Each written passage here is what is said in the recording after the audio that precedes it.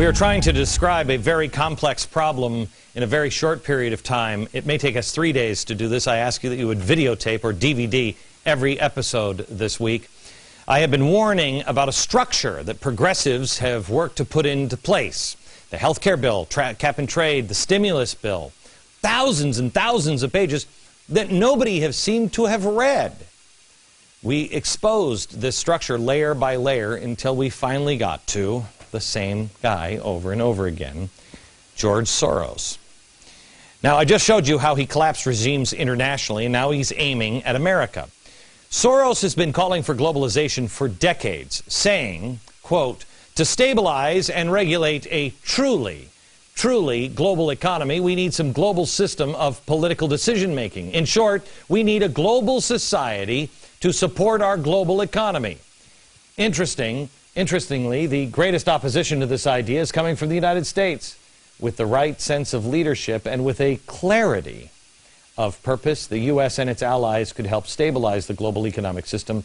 The opportunity is waiting to be grasped. So he knows better. You just don't understand. Do you see the arrogance? Soros' goal for achieving globalization is done through organizations, puppet organizations, and he remains in the shadow. He's able to pull the strings because he's the money that animates each of these puppets. According to Shadow Party author Richard Poe, he wrote, through his global web of open society institutes and open society foundations, Soros has spent 25 years recruiting, training, indoctrinating, and installing a network of loyal operatives in 50 countries, placing them in positions of influence and in power in media, government, finance, and academia. Does any of this sound familiar? This formula of infiltrating the system is always the same with Soros. It's the one he always uses. So I'm not asking you to believe me on conjecture. I'm asking you to learn the history of George Soros.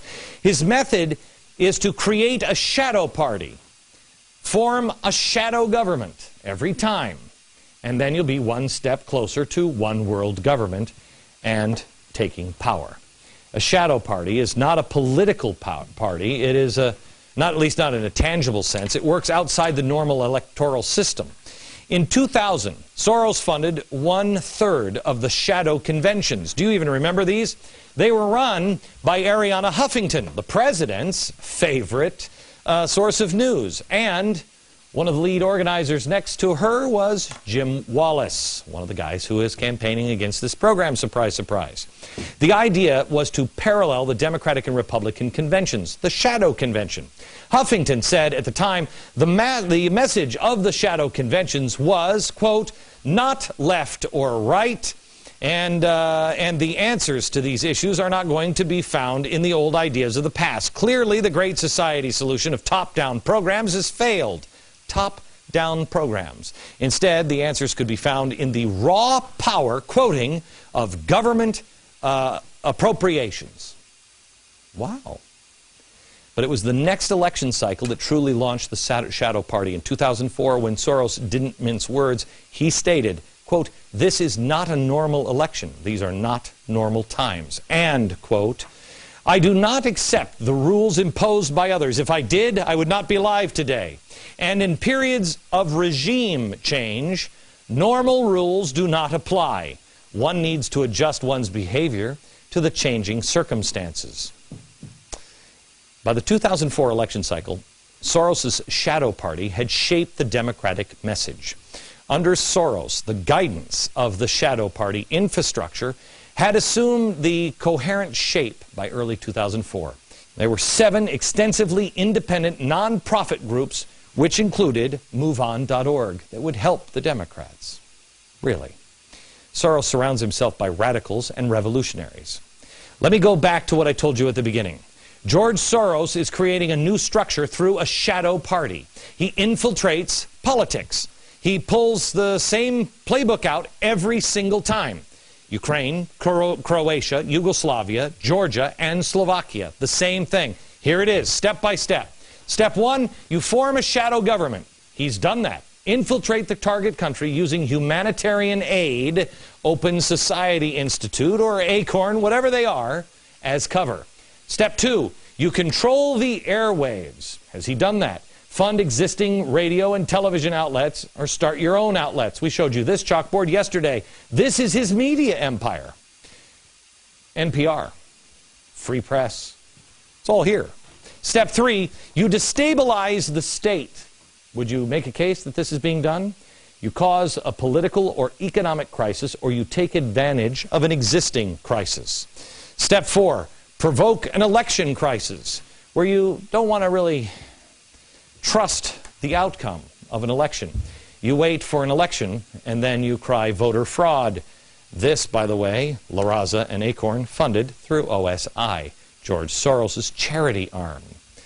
Step 5, stage massive demonstrations, and you accuse opponents of voter fraud through radio and TV stations that you control. Soros has been laying the groundwork for change for the U.S. for decades, going through many of these steps one at a time, sometimes combined. Step 1, Soros has established his Open Society Institute in the U.S. Step 2, he's been trying to control the airwaves by funding media outlets and attacking Fox News, and they're doing it now with millions of dollars on this program and Fox. Step 3, Soros supports massive government spending, which will worsen our deficit crisis, destabilize the state. This is a man who lives above the law. This is a man who is not exactly humble. In fact, he fancies himself somewhat of a god. In his own words, next.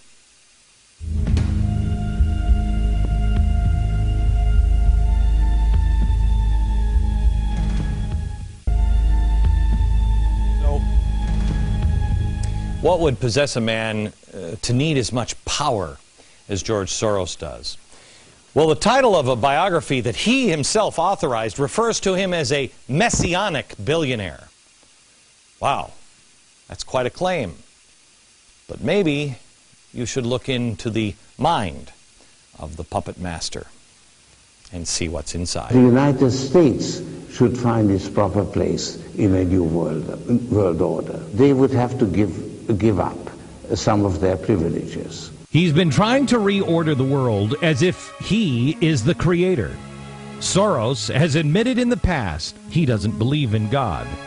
But that's perhaps because he thinks he is. Soros himself admits that from the time he was very young, he had megalomaniacal ideas. He said he had messianic fantasies. He said he even thought of himself as a kind of god. In Underwriting Democracy, he writes, quote, "If truth be known, I carried some rather potent messianic fantasies with me from childhood. In The Alchemy of Finance, quote, I fancied myself as some kind of god."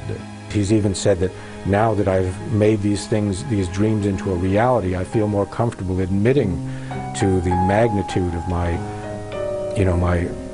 ambitions. In Soros on Soros, quote, "I probably couldn't feel all of a piece if I weren't larger than life." To The New Yorker, God in the Old Testament has a number of attributes. Invisible. I was pretty invisible. Benevolent. I was pretty benevolent. All-seeing. I tried to be all-seeing. End quote. Soros goes further in that he has said that he wants to be the conscience of the world. He was quoted by his biographer, Kaufman. Yes, I did say that, and actually I stand by it. I think the world very much needs a conscience. I want my foundation network to be the conscience of the world.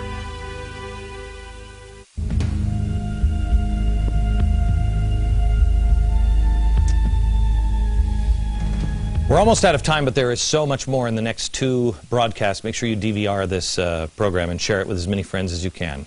There is a personal story in this that we need to share with you.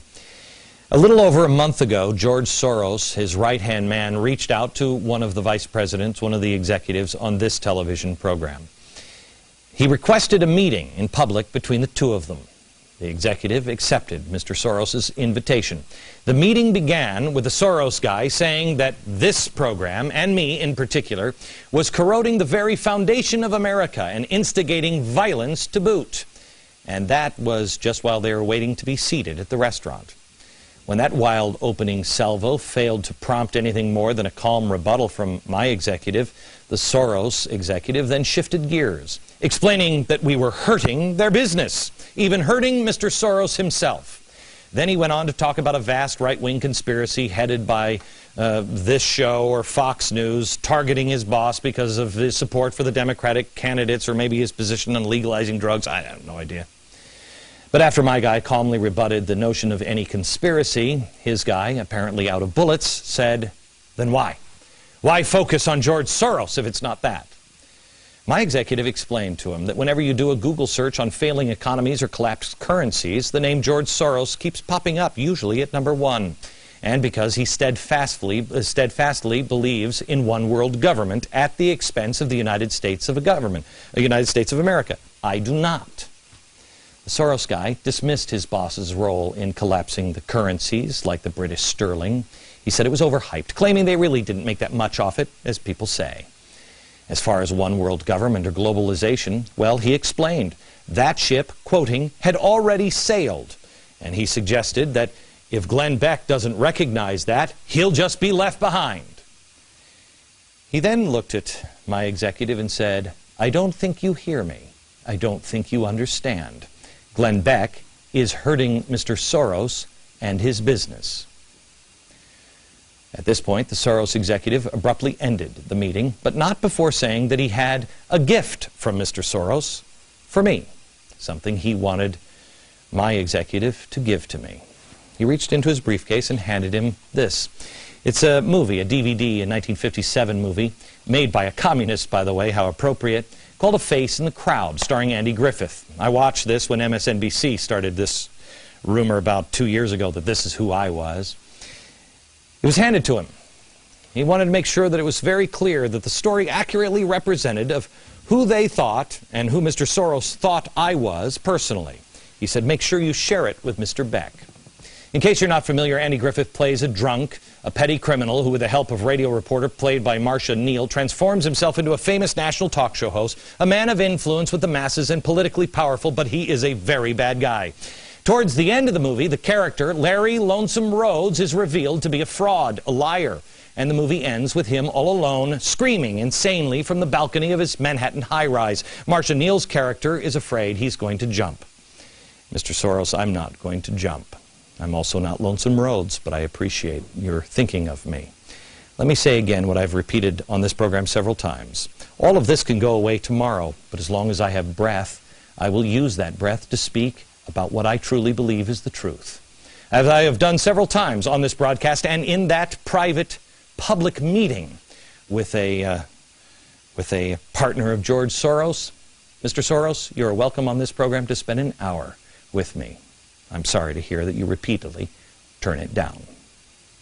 We have a lot more information for you tomorrow and the next day. Make sure you tell your friends to join us. And all the information on tonight's broadcast is available at glennbeck.com and in my free email newsletter. Tomorrow, Soros and collapsing currencies internationally. What are his plans for the dollar? Don't miss it tomorrow. Good night, America.